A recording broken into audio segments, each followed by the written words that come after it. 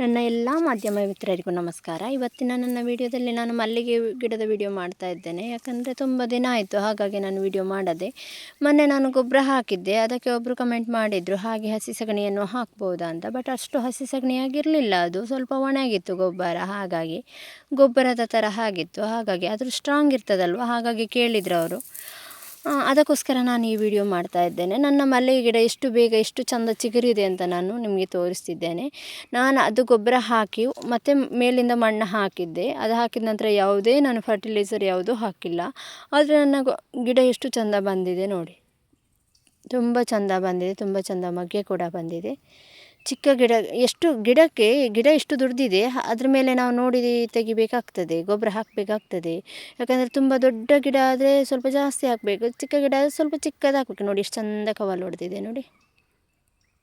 ನಾವೀಗ ಚಿಕ್ಕ ಗಿಡಕ್ಕೆ ತುಂಬ ಗೊಬ್ಬರ ಹಾಕಿದರೆ ಅದು ಕೆಂಪಾಗುವ ಸಾಧ್ಯತೆ ಇರ್ತದೆ. ಅಂದರೆ ನಾವು ನೀರು ಸ್ವಲ್ಪ ಕೊಡ್ತೇವಲ್ಲ, ಹಾಗಾಗಿ ನಾವು ಗೊಬ್ಬರ ಎಷ್ಟು ಹಾಕ್ತೇವೆ ನೀರು ಕೂಡ ಅಷ್ಟೇ ಕೊಡಬೇಕು. ನೀರು, ಗಾಳಿ, ಬಿಸಿಲು ಎಲ್ಲ ಸೇಮ್ ಬೇಕಾಗ್ತದೆ. ನೋಡಿ ಎಷ್ಟು ಚೆಂದ ಮೊಗ್ಗೆ ಕೂಡ ಇದೆ, ಕವಲು ಕೂಡ ಬಂದಿದೆ, ಅಷ್ಟು ಚೆಂದ ಬಂದಿದೆ. ಎಲ್ಲ ಗಿಡಗಳು ಚೆಂದ ಬಂದಿದೆ ನನ್ನದು. ಹಾಗಾಗಿ ನೋಡಿ ಇಲ್ಲಿ ಸಹ ಹಾಗೆ ಮೊಗ್ಗೆ ಕೂಡ ಇದೆ, ಕವಲೊಡ್ದು ಕೂಡ ಬಂದಿದೆ. ಹಾಗಾಗಿ ಎಲ್ಲ ಗಿಡದಲ್ಲಿ ಇಲ್ಲಿ ಸಹ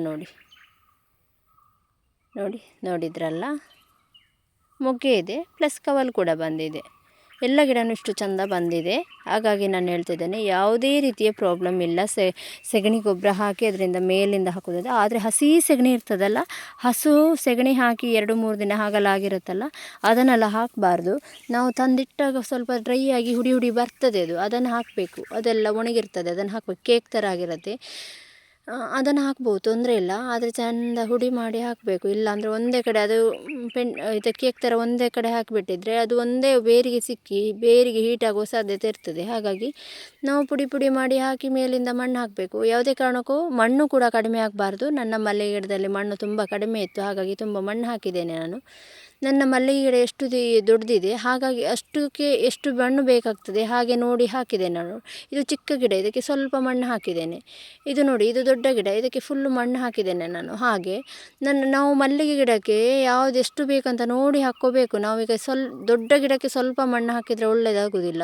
ಯಾಕಂದರೆ ಅದರ ಬೇರಿಗೆ ಎಲ್ಲ ಸಿಗಬೇಕಲ್ಲ, ಮಣ್ಣು ಮತ್ತು ಗೊಬ್ಬರದಿಂದನೇ ಆಗಬೇಕಲ್ಲ. ಹಾಗಾಗಿ ನೋಡಿದ್ರಲ್ಲ ನನ್ನ ಮಲ್ಲಿಗೆ ಗಿಡದಲ್ಲಿ ಹೇಗೆ ಬಂದಿದೆ ಅಂತ ನೋಡಿ. ನನ್ನ ಎಲ್ಲದಲ್ಲಿರೋದನ್ನು ನಾನು 1 ತಿಂಗಳು ಮೊದಲೇ ಗೊಬ್ಬರ ಹಾಕಿದ್ದೆ, 1 ತಿಂಗಳು 1.5 ತಿಂಗಳಾಗಿರ್ಬೋದು. ಆ ಗೊಬ್ಬರ ಹಾಕಿದ್ದೆ. ಅದೀಗ ಮೊಗ್ಗೆ ಆಗಿ ಪುನಃ ಮೊಗ್ಗೆ ಚಿಗುರು ಬರ್ತಾ ಇದೆ.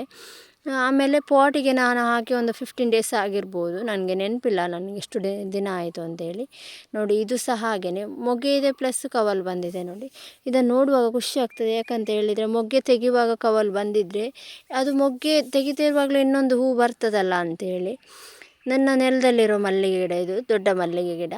ಹಾಗಾಗಿ ನಾನು ನಿಮಗೆ ಹೇಳೋದೊಂದೇ, ನಿಮಗೆ ಧೈರ್ಯ ಇದ್ದರೆ ಹಾಕ್ಬೋದು, ತೊಂದರೆ ಇಲ್ಲ, ಗೊತ್ತಿದ್ದರೆ. ಇಲ್ಲಾಂದರೆ ಒಂದು ಗಿಡಕ್ಕೆ ಹಾಕಿ ನೋಡಿ, ಮತ್ತು ಅದಕ್ಕೆ ಹೇಗೆ ಬರ್ತದೆ ರಿಸಲ್ಟ್ ನೋಡಿಬಿಟ್ಟು ನೀವು ಗೊಬ್ಬರವನ್ನು ಹಾಕೋದು. ಯಾವುದೇ ಗೊಬ್ಬರ ಹಾಕ್ಬೋದು, ತೊಂದರೆ ಇಲ್ಲ. ಒಮ್ಮೆಲೆ ಎಲ್ಲ ಗಿಡಕ್ಕೆ ಹಾಕಿ ಹಾಳು ಮಾಡ್ಕೊಳ್ಳೋದಕ್ಕಿಂತ ಒಂದು ಗಿಡಕ್ಕೆ ಹಾಕಿ ನೋಡಿ ಮತ್ತೆ ಹಾಕಿದರೆ ಒಳ್ಳೆಯದು. ನಾನು ಹಾಗೆ ಮಾಡೋದಿಲ್ಲ, ಅಂದರೆ ಯಾಕಂದ್ರೆ ನನಗೆ ಗೊತ್ತುಂಟು, ಹಾಗೆ ನಾನು ಅದಕ್ಕೆ ಹಾಕ್ತೇನೆ. ನನಗೆ ಎಷ್ಟು ಹಾಕಬೇಕಂತ ಗೊತ್ತುಂಟು. ಸ್ವಲ್ಪ ಏನಾದ್ರು ಅದರದ್ದೇನಾದ್ರು ಹೆಲ್ತ್ ಸರಿ ಇಲ್ಲ ಅಂತ ಅನಿಸಿದರೆ ನಾನು ಬೇರೆ ಏನಾದರೂ ಹಾಕ್ತೇನೆ. ಹಾಗಾಗಿ ಸಡನ್ಲಿ ಏನಾದ್ರು ಟ್ರೀಟ್ ಮಾಡ್ತೇನೆ. ನೀರು ಕೂಡ ಅಷ್ಟೇ ಹಾಕಬೇಕಲ್ಲ, ನೀರು ಕಡಿಮೆ ಆಗಲಿಕ್ಕೆ ಇಲ್ಲ. ಮಲ್ಲಿಗೆ ಗಿಡಕ್ಕೆ ಕೆಂಪಾಗಿ ಬರ್ತದೆ, ಹೂ ಚಿಕ್ಕದಾಗಿ ಬರ್ತದೆ ನೀರು ಕಡಿಮೆ ಆದರೆ.